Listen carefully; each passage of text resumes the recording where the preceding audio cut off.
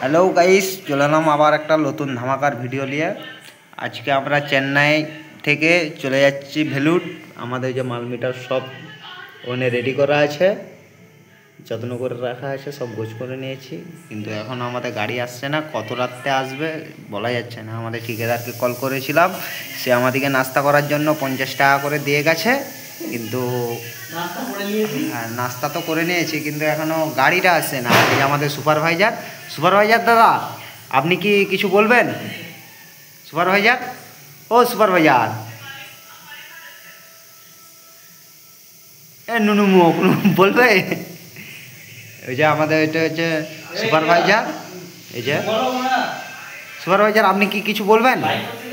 দেখো, আপনি কিছু হলেও বলুন, আপনার এটা বক্তব্য কি, মানে আপনি কি বলতে চাইছেন? সুপারভাইজার, ও কি কিছু বলুন। আপনারা এই সকাল দুপুর 2টার থেকে যে আমরা এখন পর্যন্ত বসে আছি, তোমার একটা কোনো কাণ্ড জ্ঞান নাই? এতগুলো লোক যা আপনার সাইডে, আপনার দায়িত্বই আছে।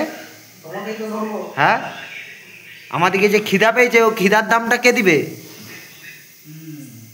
বলতে কি, এই যে দেখো দর্শক, এই যে এটা আমাদের সুপারভাইজার, শুধু দিনরাত কানে হেডফোন নিয়ে মোবাইল ঘাটে, কাজের ভালো জানেনি। আর শুধু মোবাইল ঘাটবে, ভিডিও এডিট করবে, ইউটিউব করবে, আর আমরা এখানে ভোকে মরবো।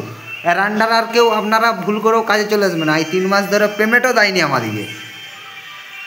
এই পর্যন্তই বন্য, আপনারা ভিডিওটা বেশি বেশি করে শেয়ার করে দেন।